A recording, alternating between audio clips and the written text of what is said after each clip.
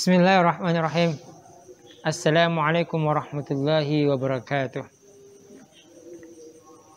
Innal hamdalillah nahmaduhu wa nasta'inuhu wa nastaghfir wa na'udzu billahi min syururi anfusina wa min sayyiati a'malina may yahdihillahu fala mudillal wa may yudlilhu fala hadiyalah. Allahumma antas salam wa minkas salam tabarakta ya dzal jalali wal ikram. Amma ba'd.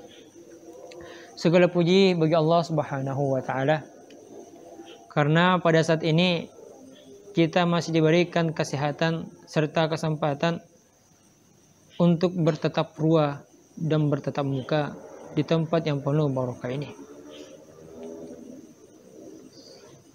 Salawat dan taslim marilah kita junjungkan kepada Nabi yang rela mengorbankan segala bentuk hartanya, segala bentuk kehidupannya di dunia demi tegaknya yang namanya kalimat tauhid di muka bumi ini, yaitu kalimat la ilaha illallah. Dialah Nabi kita, sang penyontoh dan yang paling patut dicontoh, Nabi Muhammad sallallahu alaihi wasallam. Akhi wa ukhti fillah, pada saat ini kita telah memasuki bulan Ramadan, bulan yang mana di dalamnya terdapat satu hari lebih mulia dari 1000 bulan. Bulan yang mana pintu-pintu langit dibuka oleh Allah Subhanahu wa taala. Bulan yang mana para syaitan-syaitan dibelenggu oleh Allah Subhanahu wa taala. Bulan yang mana penuh maghfirah, penuh pengampunan. Di bulan Ramadan ini ada satu kegiatan amal ibadah, yang mana kegiatan amal ibadah ini mendapatkan pahala yang sangat tinggi derajatnya di sisi Allah Subhanahu wa taala. Amalan apakah itu? Yaitu amalan puasa. Di bulan Ramadan ini kita melaksanakan yang namanya puasa.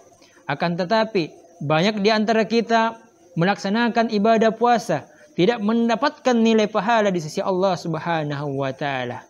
Mudah-mudahan kita terhindarkan dari orang-orang yang seperti itu.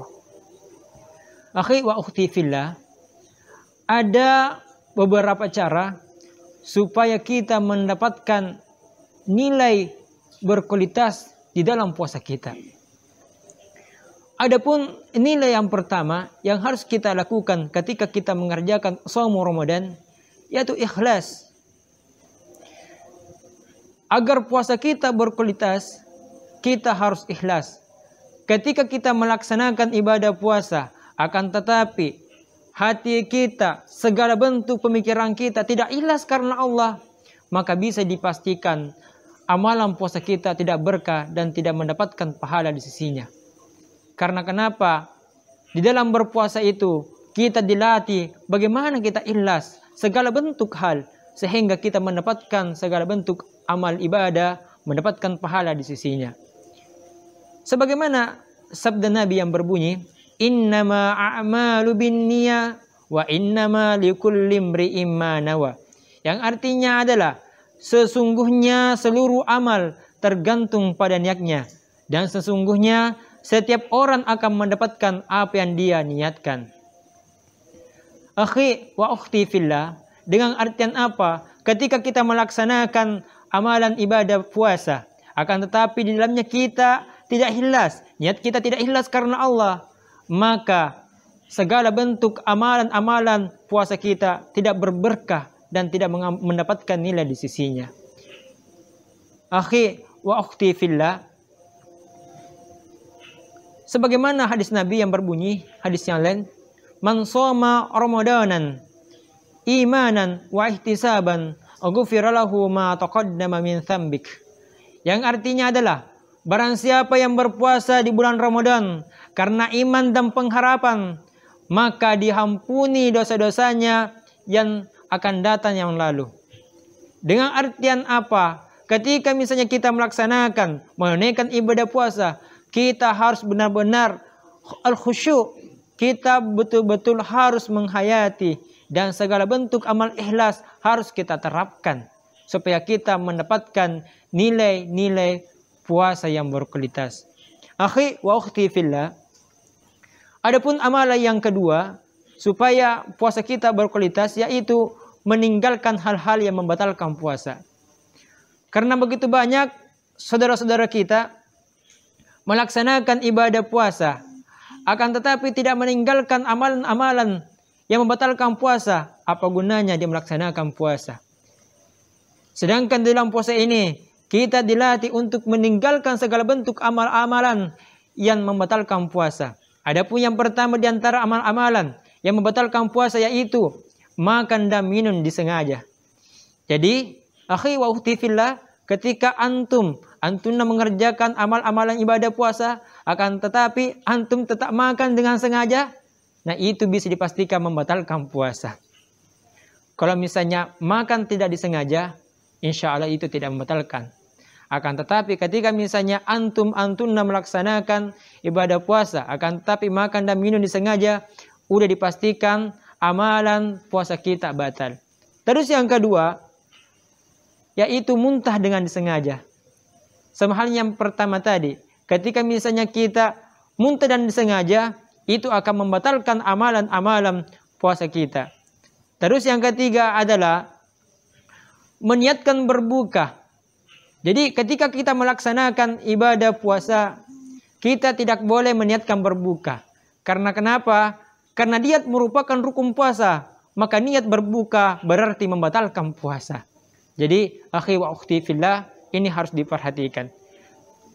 Terus, yang ketiga adalah meninggalkan hal-hal yang membuat puasa sia-sia. Illa serta meninggalkan hal-hal yang membatalkan puasa saja tidak cukup. Akhi wa ukhti fillah, perlu kita meninggalkan hal-hal yang membuat puasa kita sia-sia. Seperti contohnya, banyak di antara saudara kita melaksanakan ibadah puasa, akan tetapi dia menunggu untuk berbuka sambil apa? Sambil memegang gaplek atau domino dan sebagainya. Nah, ini tidak dibolehkan. Karena kenapa? Nilai ibadah puasa kita akan berkurang. Kita melakukan hal-hal yang tidak berguna untuk menunggu berbuka puasa. Sedangkan Allah Subhanahu wa taala menganjurkan kita ketika di bulan Ramadan memperbanyak zikir, memperbanyak apa? Memperbanyak membaca Al-Quran, memperbanyak amalan-amalan soleh. Segala bentuk amalan-amalan ibadah yang baik. Kita diperintahkan mengerjakannya, bukan malah menggaplek dan sebagainya. Justru ini menurunkan nilai derajat puasa kita. Jangan sampai kita termasuk orang-orang yang berpuasa tapi hanya mendapatkan rasa lapar dan haus, akan tetapi tidak mendapatkan sisi pahala di sisi Allah Subhanahu wa taala. Terus selanjutnya, akhi wa ukhti fillah, yaitu adalah mempuasakan seluruh organ-organ tubuh kita, pikiran kita dan hati kita. Begitu banyak saudara-saudara kita melaksanakan ibadah puasa, akan tetapi tubuhnya, pikirannya dan hatinya tidak puasa. Terkadang saudara kita melaksanakan amalan puasa, akan tetapi pemikirannya pikiran jorok, pikiran maksiat. Bisa dipastikan puasanya dikatakan makruh. Karena puasa itu segala bentuk anggota tubuh berpuasa kepada Allah Subhanahu wa taala. Terus hati kita ketika melakukan ibadah puasa tidak boleh dengki, tidak boleh iri kepada tetangga, kepada saudara-saudara kita. Karena dengki amalan-amalan yang sangat dibenci oleh Allah Subhanahu wa taala dan bisa menurunkan derajat nilai-nilai puasa kita. Akhi wa ukhti fillah, itulah beberapa di antara syarat-syarat supaya kita mendapatkan nilai puasa berkualitas di bulan Ramadan ini. Mungkin cukup sekian penyampaian saya. Apabila ada kekurangan, saya mohon maaf yang sebesar-besarnya. Walillahi taufiq wal hidayah. Wassalamualaikum warahmatullahi wabarakatuh.